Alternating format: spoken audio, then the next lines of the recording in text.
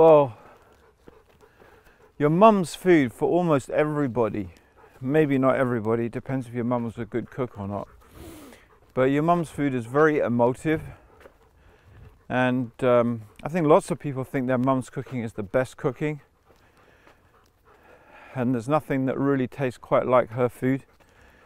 Like especially I think you hear so many stories in Pakistani culture of wives being trained to cook everything exactly like their mum cooked it, and they have to get it spot on, and of course they'll never cook it the same way because your mum put something else into it, some love. I don't know if you taste love in food, but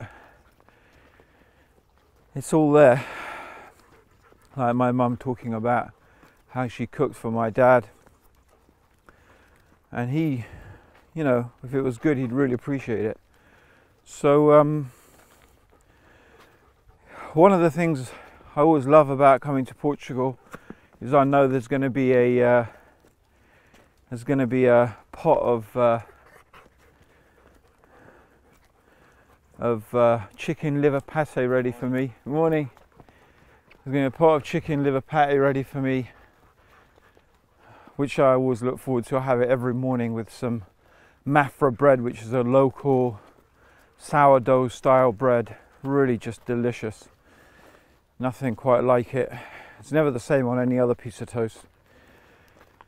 And then, you know, there's always our favourites as a family: Polish stew, chicken in white sauce, of course Baboti, and she makes this amazing chocolate mousse, which my dad called ogly mogly, which was like a typical Englishman, could never say any foreign words properly. I think it's actually called kogel mogel, but my dad turned it into ogly mogly, which is a really super rich, delicious chocolate mousse. So all of these things it's the food you're brought up with, and I guess it evokes memories of childhood, and if your family kept you safe and gave you love and affection, and so food connects you with those feelings. It reawakens those feelings of being secure, being loved, not having a lot of worries in the world, because you were a kid and everything was fun and the world was safe. And so when you eat those foods that your mum cooked, it brings back those memories, those feelings, I guess, in a very deep yet subliminal way at the same time. That's what I think. I don't have any scientific evidence for all of this, but I'm sure it's something some psychologists will look into and uncover, or maybe not, but that's my feeling about it, and I'm sure lots of people feel the same way.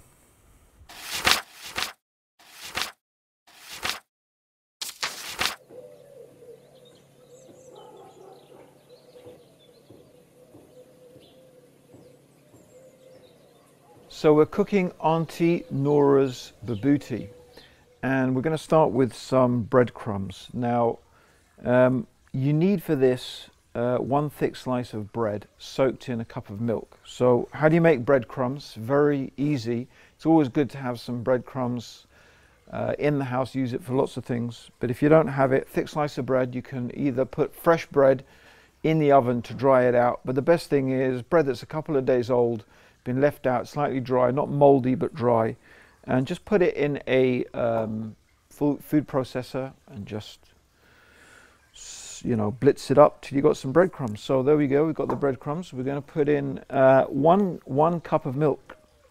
So there we go, that's about 250 milliliters. So that's it, the milk goes in, and we're just going to leave that to soak. So yeah, that's the breadcrumbs soaking away. Now the next thing we're going to do is we need 2 eggs. Amazing things, eggs. I always think they're just amazing. You know, eggs can keep for weeks. You don't even have to put them in the fridge, and they just keep for weeks. I remember once I went away on a long holiday and wanted to know, checked out on the internet, how long do eggs last outside of the fridge? I don't want to die eating them. So I don't know what to do with this now. I should have put it here. And they last quite a long time. A couple of weeks out of the fridge they can last. In the fridge even longer. So we need 2 eggs. Now we need to beat the eggs. Now there's lots of implements that exist to beat eggs with. Eggs get a lot of beating in the cooking lives, but I just like a fork. You know, just beat it with a fork. That's all you need really. It's nice and easy. It's there. You don't need some special whisk. Give the egg a good beating. There you go. That's it. Let's beat the egg. A bit more if you like. That's probably it. 2 eggs we got, actually 2 eggs. We beat the 2 eggs. Now, we need 3 onions because we're making baboti, but we're also going to make some Turkish beans. Not beans as in baked beans. Beans as in green beans, French style beans. So we're going to be making some really nice Turkish beans. So we need 2 onions for the baboti. And we need another onion for the Turkish beans. So one of the very important things really is to have a good knife, or a good set of knives. Nice sharp knives. One of the really important things in cooking, I think. It's a pleasure. I mean, I use blunt knives, but when you have a nice sharp knife, there's nothing like it. So that's how I cut onions. Just cut it in half, then it's on flat. Just get your fingers out of the way, and there you go. Now my mum has all sorts of amazing things for slicing and dicing and chopping, and you know, we might see some of these amazing implements, but there's nothing quite like just a knife and a chopping board. So there we go, there's the onions. I'm going to add it to some onions we've already got ready here. That's our onions. Okay, good. Tidy up as you go along. Your wife will appreciate it, brothers. Alhamdulillah, for those of you brothers who are cooking, and I do encourage the brothers to do some cooking, help out in the kitchen. It's lots of fun, alhamdulillah. And you know, your wife will appreciate you a lot more. And it's a sunnah. I mean, maybe not cooking exactly, but it's a sunnah of the Prophet sallallahu alaihi wasallam to help out in the house. The Prophet sallallahu alaihi wasallam used to really help out in the house. It wasn't not just sitting there saying, "Where's the food?" like a lot of us do these days. So okay, we got our breadcrumbs soaked in milk. We've got our egg whisked up. Now, what we need, that's in preparation for the baboti. Now we've got our green beans here. So the key to this is topping and tailing. So we're just going to chop the ends off these beans. It's quite a lot of them. So if we can do it, if we can do a lot of them in one go, it sort of helps. We don't want to waste it, obviously. There we go. And the idea, my mum likes cutting them at an angle. Don't know why she likes the angled bean. You see? You'll see later, it looks nice. So we get the angle there. This could take a long time. The recipe books, this is something I've seen my mum refer to again and again over the years. And obviously being curious as to what's inside it, quite recently I had a look and realized that it's not just a recipe book, it's really a history book, because although these are recipes, many of these recipes are named after people. You know, Aunty Nora's Baboti, for example.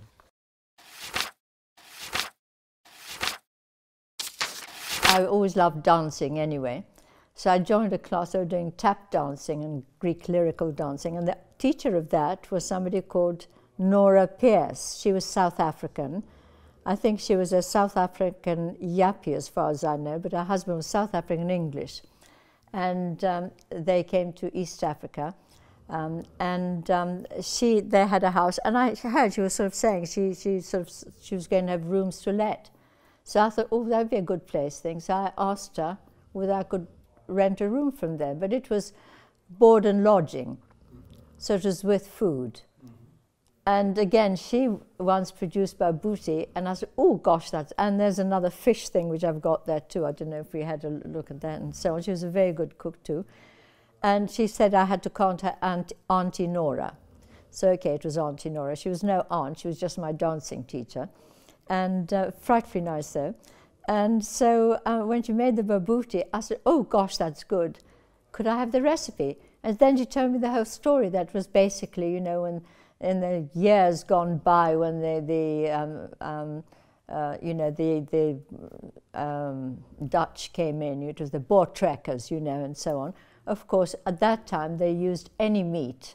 So, you know, they killed a gazelle or something, and so they start cooking. And so her recipe to me, she said, you can use any meat you like.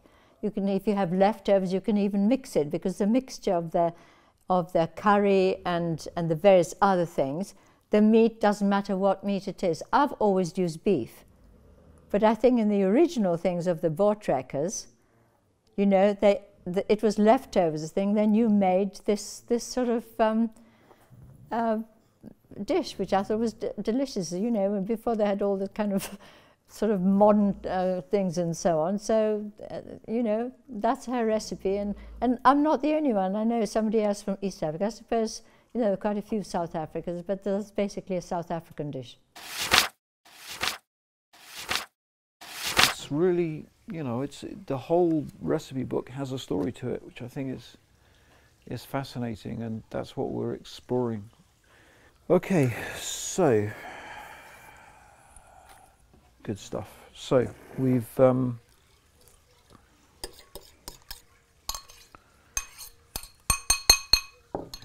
our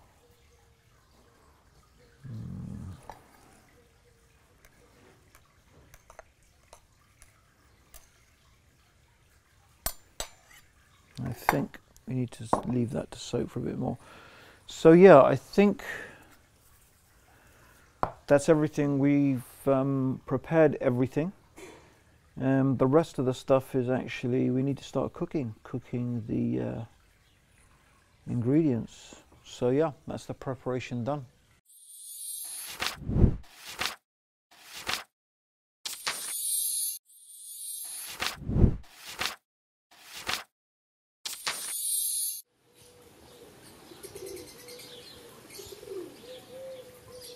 Okay, so what we're going to do now is we're going to begin to brown the onions. Now we're doing two dishes. We're doing the baboti and we're also doing some Turkish beans. Now we need onions for the Turkish beans as well, but they are not going to be as well cooked as the onions for the baboti. So I'm just going to start by frying them all up together, and then I'm going to take out the onions that I want for the Turkish beans and, you know, move them before the baboti stuff gets brown. So no gas. That would be interesting. Okay, there we go. This lovely copper-based frying pan that my mum's got. Now I'm going to be using olive oil, although the actual original recipe calls for the use of fat. Now, one of the things that people just don't seem to do much anymore is keep leftover fat. I think that's a real shame. If I'm cooking some lamb chops or some burgers or even some sausages or something like that, and there's fat left over in the pan, why waste it? Why throw it away? You can keep the fat and you can use that fat for frying eggs, or like in this case, for frying onions. I think that this obsession with using sunflower oil and all these type of things, I don't think these things are good for you. It's not my medical opinion, but they're highly refined, highly processed oils. All the goodness is taken out of it. Olive oil is different. If it's virgin, cold pressed olive oil, extra virgin olive oil, it's essentially all the good stuff is still in there. Although when you start cooking with it, it pretty much destroys a lot of the good stuff anyway. So we need about 3 tablespoons here. I just, you know, like some people measure it all out. I just don't. I just like How does it look? That looks about right. You know, if you cook enough onions, you start to get a feel of how much oil you need per onions. So like I said, you could use some leftover fat, gives it a nice flavor. And the thing about leftover fats from meats and stuff like it, it's actually really, it's filling. I think one of the reasons why we're always hungry is because a lot of the time we don't eat stuff that's filling. We eat a lot of refined stuff, a lot of sugar, spikes our insulin and gets us all excited, but doesn't really fill us up. So obviously that may go against the grain of standard medical advice about having lots of fats, but to be honest, doesn't seem to be doing me much harm. And you just have to really, in my opinion, watch out more about sugar, flour, refined stuff, all those nasty chemicals and additives. That's the stuff you have to really watch out for. Keep away from that stuff, and really, generally, believe me, you'll be much better for it. So, what I'm really doing now is I'm going to begin to brown the onions. Now, some of this stuff my mum actually prepared beforehand. May Allah bless her and guide her on the right path. Ameen. So yeah, so she's put some red onions in here, which is fine, I suppose. I wouldn't do it, but that's not a problem. It all pretty going to taste more or less the same in the end. Onions, I'm sure all of you know, it's one of those things about what the Prophet ﷺ, he mentioned about onions and garlic. They do smell. You shouldn't eat raw onions and raw garlic and then go into the mosque. So the Prophet ﷺ told us to lessen the bad effect of it by cooking. So it's fine, cooked onions are fine, and I'm not saying it's even haram to eat raw onions, but you shouldn't go to the mosque stinking. Of course, one of the other things, if you fry a lot of onions, you really can tend to smell a bit. So think about that. You're doing a lot of cooking. Wear an apron. I know I'm not wearing one right now, but wear an apron or change before you go to the mosque. But don't make it an excuse not to help out in the kitchen. It's just a bad excuse, guys. Cooking's fun. I love it. I love cooking. So much fun. So from a deeply spiritual perspective, eating food for pleasure is always going to be problematic. Primarily food, if we think about it, is a source of energy. It's a source of energy for our bodies, so we can move and work and of course worship. And it's also a source of energy for our minds. Our minds also take up a lot of energy, although body and mind in some ways they're very, very much connected, maybe the same thing, all part. We should maybe think of it as being part of one whole. So when the Prophet ﷺ told us that the worst vessel we can fill is our stomach, and enough for the son of Adam is what keeps his back straight. In other words, it's enough for us to eat what keeps us going. Then eating food and cooking food just merely as a source of pleasure and enjoyment is going to be somewhat problematic. But on the other hand, pleasure is there. We enjoy food, and in fact, if we think about it, if that dimension of pleasure and enjoyment was not there, what would actually motivate us to eat? And so we have to understand that although a lot of the time we find ourselves fighting and struggling against our desires, those desires are fundamentally there for a good purpose. They are there to motivate us into action. Now, when we talk about gratitude to Allah, being grateful to Allah for what He has given us is one of the very important etiquettes and one of the sunnahs of the Prophet ﷺ. After we have eaten, it's very important that we thank Allah subhanahu wa ta'ala. And if someone has given us food, it's also from the sunnah to make dua for them and to thank them as well. But gratitude on a profound level doesn't just mean saying Alhamdulillah, Shukrullah, praise be to Allah, thanks to Allah. No, gratitude really means that you use the energy that that food has given you to do only that which is pleasing to Allah. So Allah has given us this food, and that food has given us strength and it has given us energy. So now what do you translate that strength and energy into? Do you use the strength and the energy that that food has given you, the health that that food has given you, to do haram things, to disobey Allah, to cause corruption on the earth?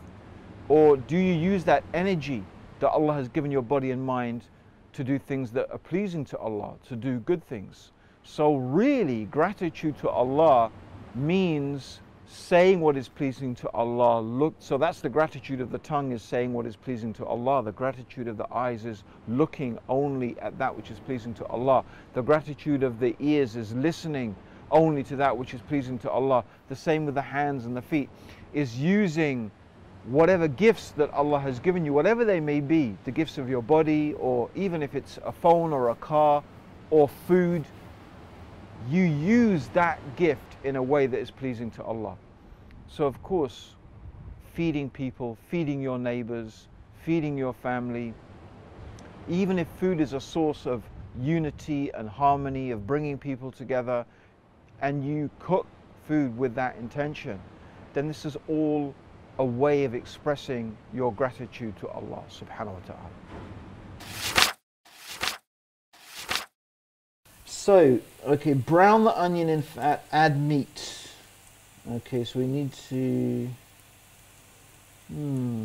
squeeze milk out of bread and add it to the other beaten egg. Well, no, I'm gonna have to do this one in order. It's one of those ones where what I could do is the beans. Can I do the beans? No. I'm going to do the beans later. Those are looking browned. You can see here that's looking a little bit brown there. But still need to brown them some more.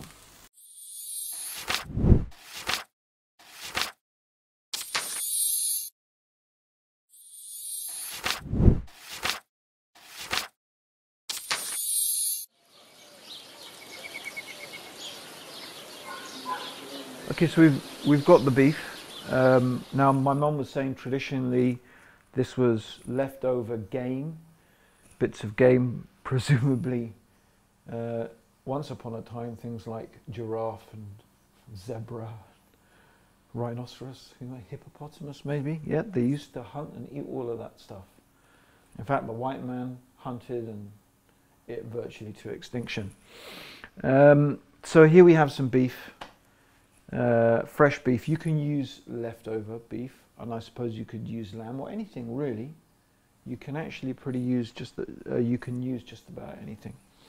So it's going to go in now, and we're going to fry it up. Just put it in there. There we go.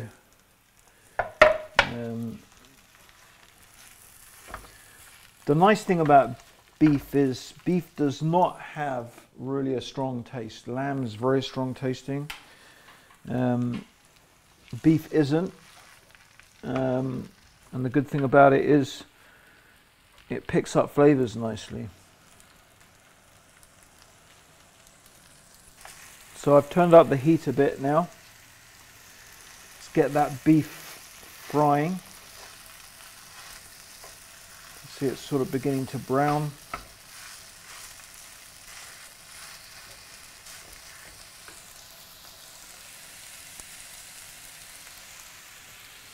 Turn it down a little bit, and then we'll start adding the other ingredients. So add the meat. Curry. Well, curry means curry powder. So we need 2 tablespoons of curry powder. That smells nice.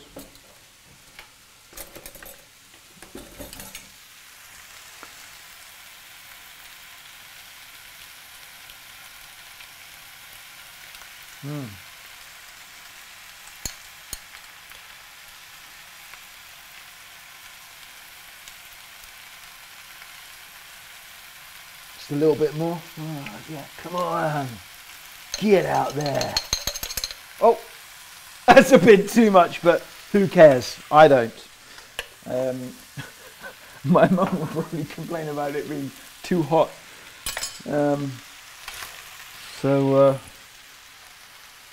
But some people like it hot. I like it hot. That maybe should add a bit of chili as well, actually, just to give it a bit of oomph.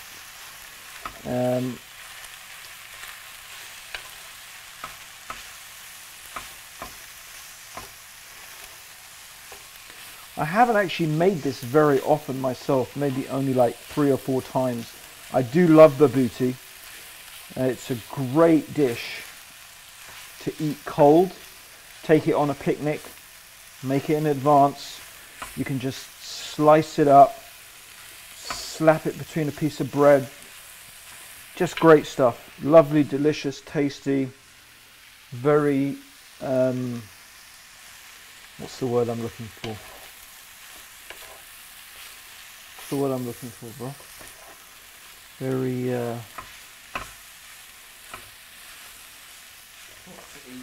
no, you know, something that's useful in different situations.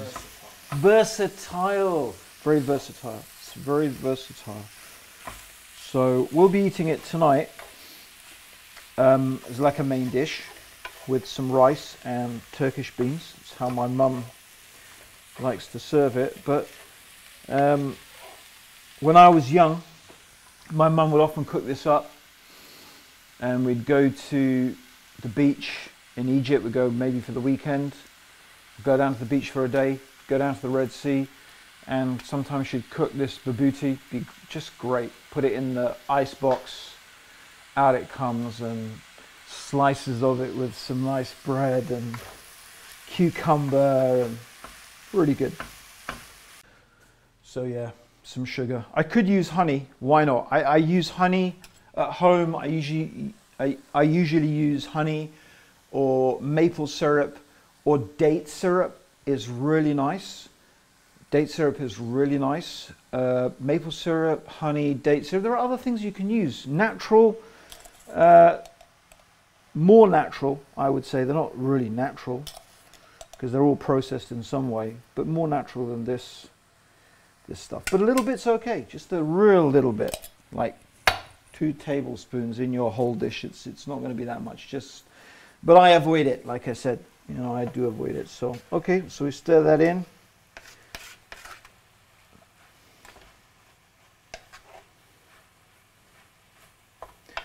Because I'm in my mum's kitchen, I have to use some of these stuff. If it was my own kitchen, I'd use my own ingredients and have more of my own stuff available. All the sugar does is just give it a little bit of sweetness. That's all it is. Just, you know, it's just a little, yeah, what can I say? You do put it in quite a lot. Sweet and sour prawns, obviously not sweet and sour pork, we're being Muslims. You know, like maybe not all of you are Muslims watching this, so but you know, sweet and sour dishes, that's sugar, really. Tamarind, when you cook with tamarind is very bitter. Often you'll add sugar to it. So yeah, I mean, there's sugar in a lot of stuff. You'd be surprised how much stuff you'll find sugar in.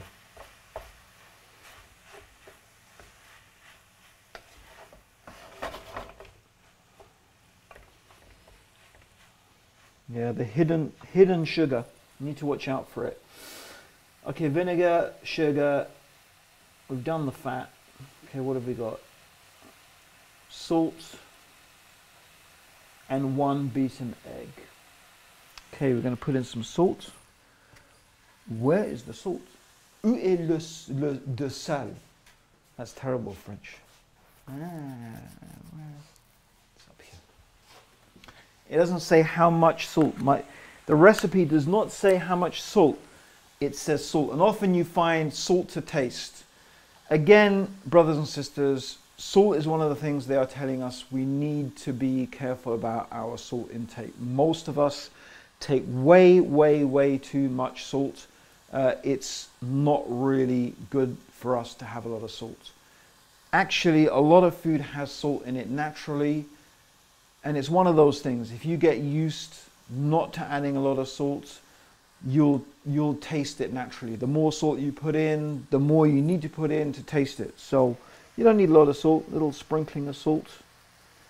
And you know what? You can always add it afterwards. That's one of the things I learned from my mum is if you put too little salt in, you can always add some more. But if you put too much salt in, you can't take it out. So it's better to put too little than too much. So just a little sprinkling there of salt.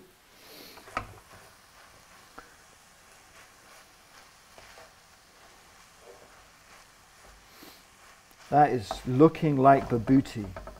It's got that sort of Baboti look. The Baboti look is this sort of yellow, slightly yellowy, and the onions in there. Oh, I'm actually already salivating, thinking about eating this dish. This is a great dish, and it smells that curry powder. It smells absolutely awesome. Really smells delicious. This is a great dish. No wonder my mum cooks it a lot. Okay, so we need to add the 1 beaten egg.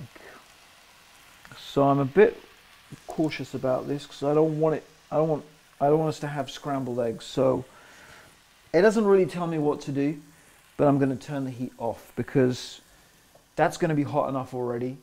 If I add the egg and then it's going to go in the oven, so I don't think I need to have the heat on anymore. I think this is cooked enough.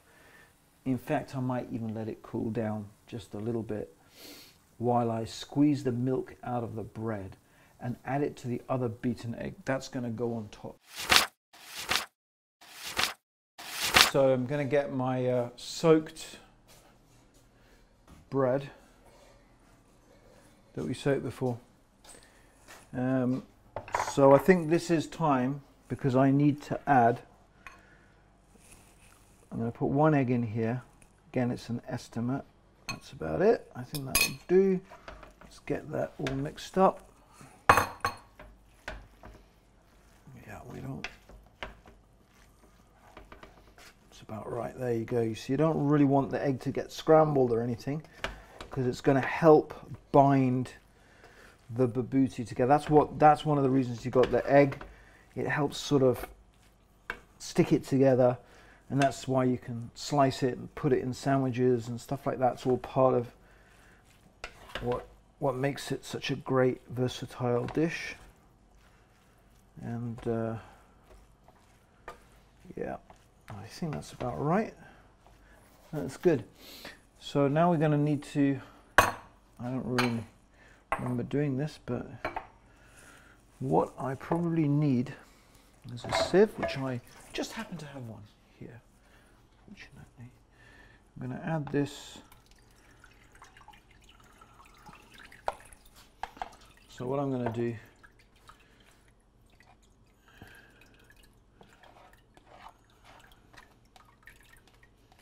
I'm going to get the milk out of this bread that's been soaked. Again, this is all part of the binding. This all is what's going to help bind the mince together.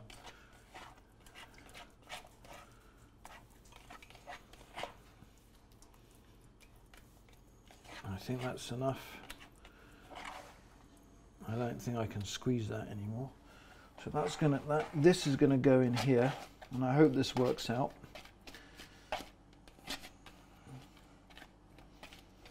There you go. Waste not, want not. Get it all in there. The great thing when you're cooking is try and clean up as you go along. I know, brothers, your wife will appreciate your attempts to go in the kitchen and do the heroic thing and help out, but if you leave a devastating mess and you look like the Mongol hordes have been through the kitchen, it's one sure way to get your wife never to let you near the kitchen again, which of course you may want that, but you'll miss out on all the fun of cooking, and it's so much fun. If you're going to do it properly, clean up as you go along. Especially you don't want your mum doing all the hard work, cleaning up. You want to be doing that. Help your mum out, help her out. Make more work for her. Okay, so just do these knives. Watch out for those sharp knives. We have a rule in the house. Our good knives, when you use them, they have to be cleaned and put away straight away. Which is followed about half the time, I would say. And I'm probably one of the worst people at keeping the rules. Okay, so here we go. Mix in our bread into the baboti. Oh yes. Mix it in there. Oh yeah, we're getting there now.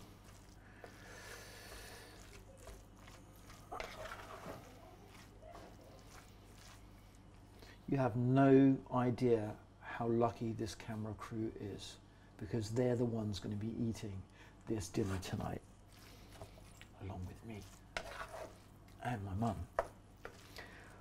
Actually, we might just get the camera crew to sit and watch me and my mum eating the dinner while they just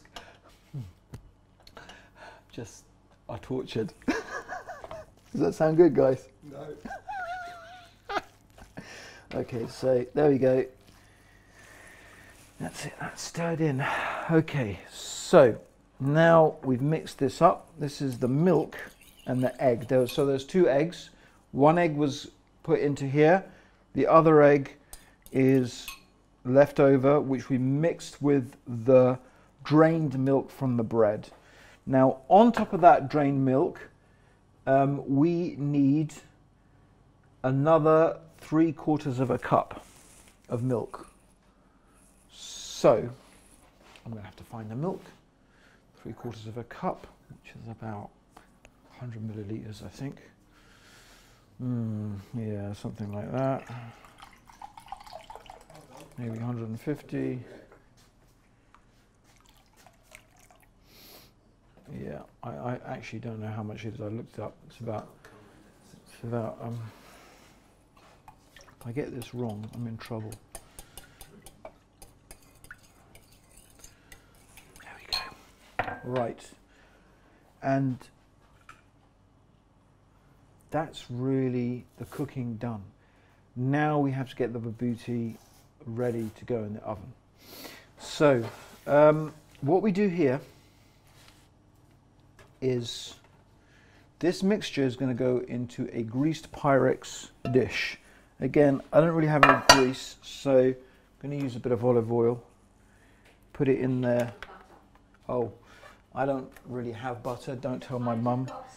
Yeah, but I try to avoid butter. So, but it's all right, mums.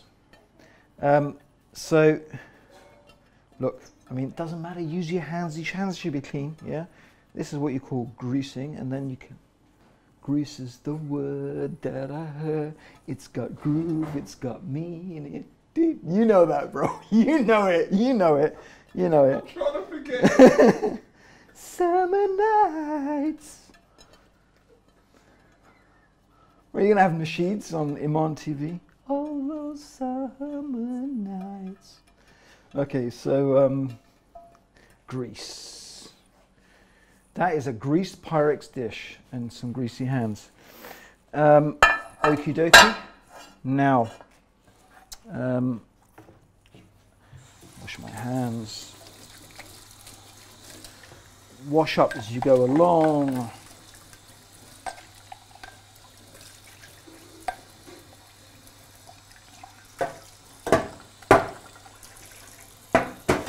That doesn't look so clean. Go. Oh, that's okie dokie. So let's put this. There we go, and in it goes into the Pyrex dish. Go, go, go, go. Oops. There we go. Oh, I'm looking forward to eating this. I am looking forward to eating this.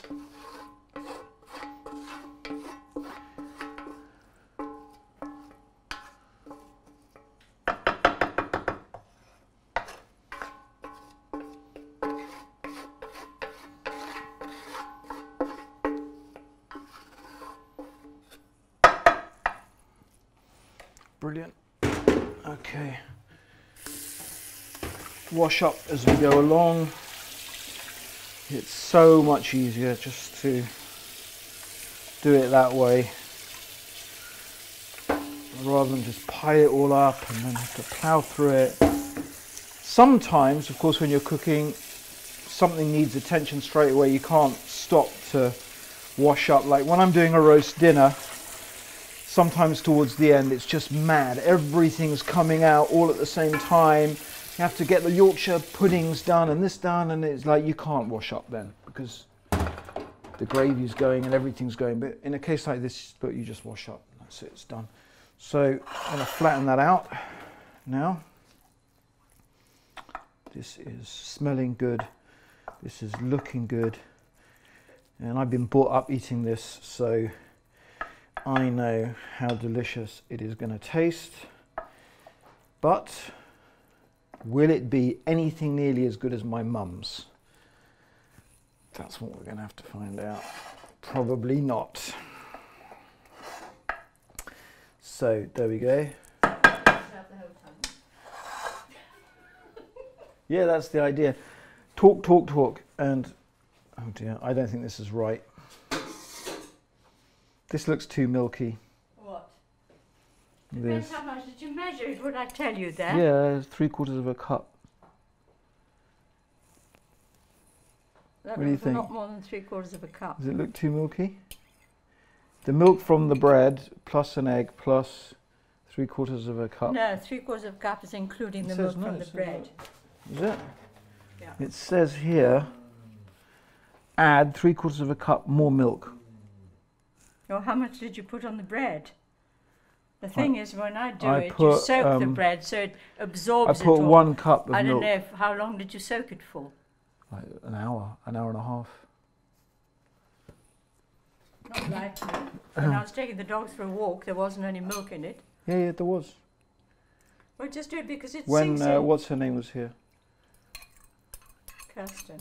Yeah, that'd be fine, Anne. Yeah, inshallah.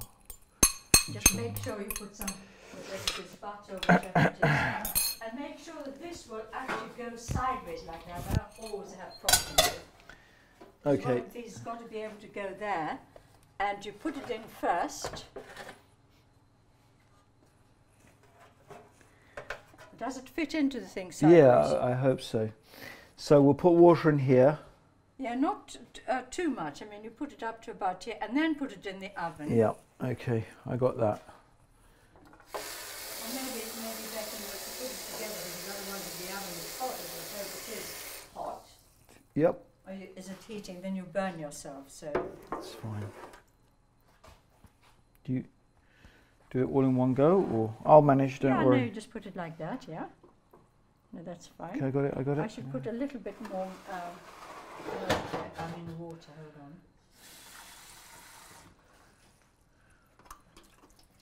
You don't want any water inside, so that probably. All right. Hopefully that will do, and Sorry, get out of your way. into the oven.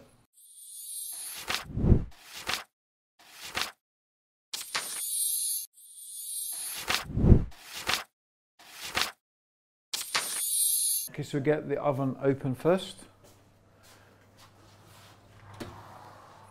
And this carefully needs to go in. Now my mum always says there's problems putting it in, but no, that seems to be absolutely fine. And there we go. Okay, so now it's just a question of waiting 45 minutes and inshallah it will turn out okay. We'll get to the beans in a bit. Okay, so after some instruction from my mum, she's told me I need to transfer the onions into a smaller pan. I'm going to put it on a low heat, well, that's not so low. What was that? Flying spatula. So we're going to put this into here. Those onions. Needs a bit of oil. grease, whatever. So, and she said this thin pan, well, this is going to stick, she said. So she put it in the non-stick pan. And we've got a bit of tomato. It's just going to add a little bit of moisture to the beans. That's what it needs. And if you remember earlier, we put lots of salt on the beans, so we're going to rinse that out now. Rinse all of that off. Rinse that salt off.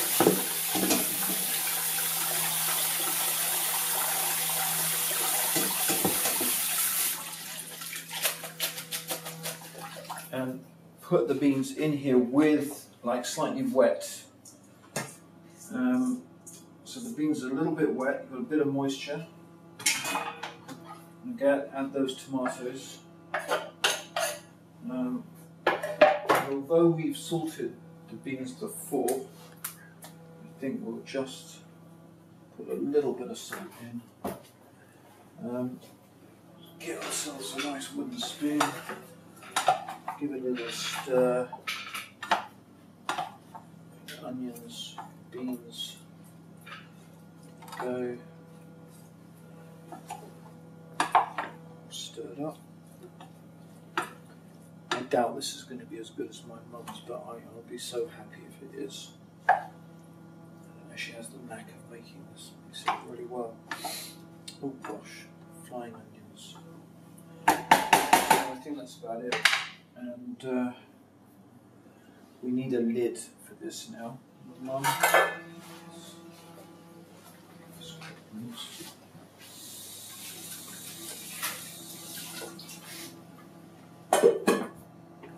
Yes. Done it. So this goes on a low heat.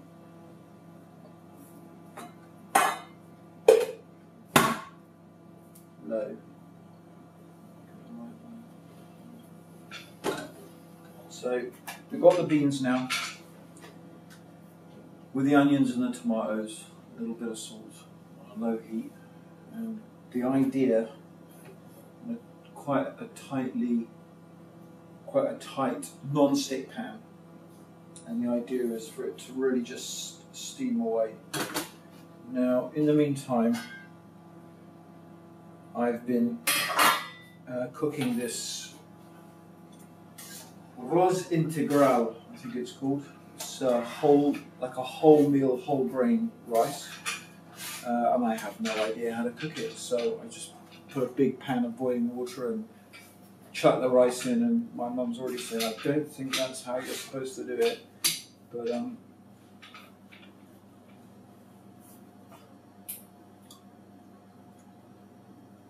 doesn't taste raw.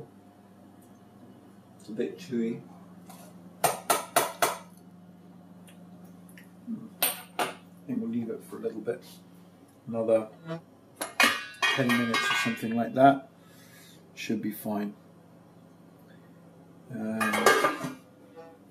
I think we'll just have a quick look at the baboti. Let's just have a quick peek. And mashallah, that looks like proper baboti there. All right. So we're nearly ready.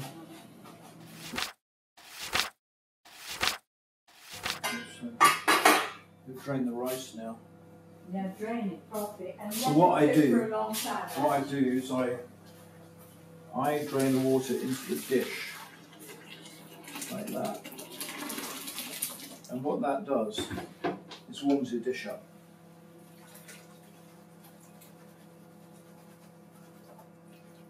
So you just put it like that. And that's a great way to get your dish warm without having to put it in the oven or boil a separate kettle. That's something I do a lot, especially if you've got a dinner, you've got lots of dishes, you want to keep them a little bit warm, you've got something else on the hob and it's going to take a bit of time. Warming your dish up really helps, otherwise you just get some cold vegetables or cold whatever, or just let it warm up. Yeah, you can feel it's got warm out. So out that comes. Oof.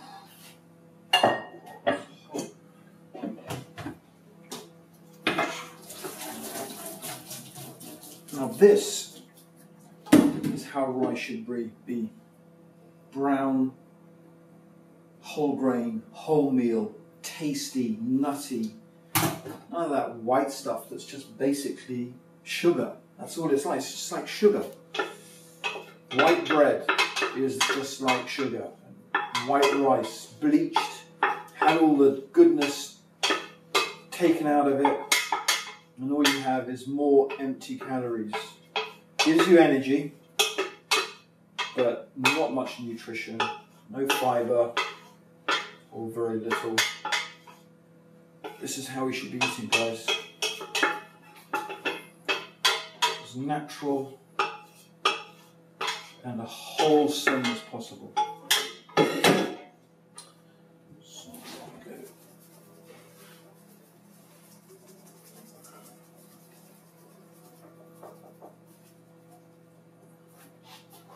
That's it. In the dish. Careful not to burn yourself. How that's going to be, I'm not really an expert in.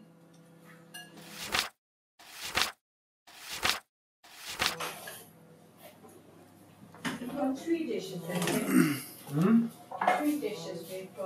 We've got 3 dishes, yeah. We've got the rice. Yeah, there's Now it's about actually 6. coming along. On an each end or what? What did I have? 2 of these. So nice.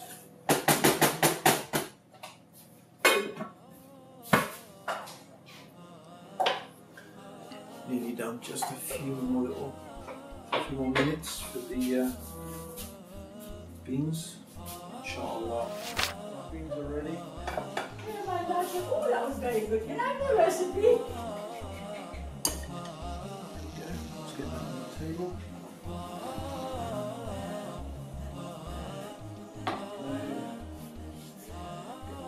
Rice.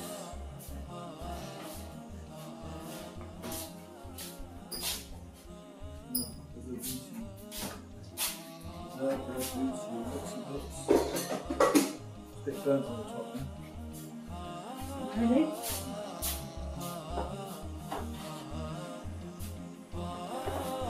Yeah, of course the thing is the rice shouldn't be in the very hot oven. Okay, mums.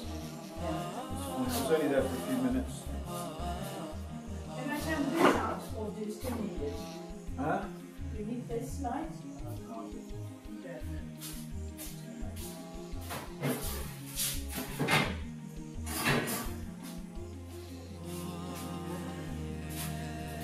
So, there we have it.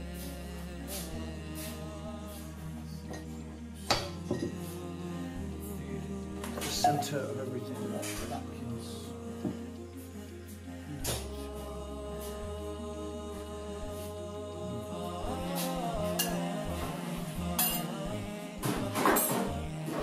Where's the salad? No salad. No salad? No, we've got this. Where's my glass of wine? You don't have a glass of wine on Muslim TV.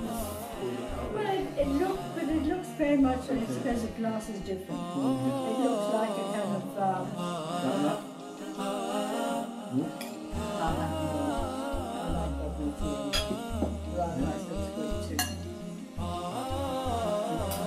Did you put salt and pepper in this? Oh, and some Darling, you always put salt and pepper. That's why I didn't eat anything in the hospital. I lost a lot of weight. Separately. You can get the salt and pepper. It's there. I always season my food. Well, there's a bit of salt in it. What? There's a bit of salt. Oh, well. A bit of salt, that's fine.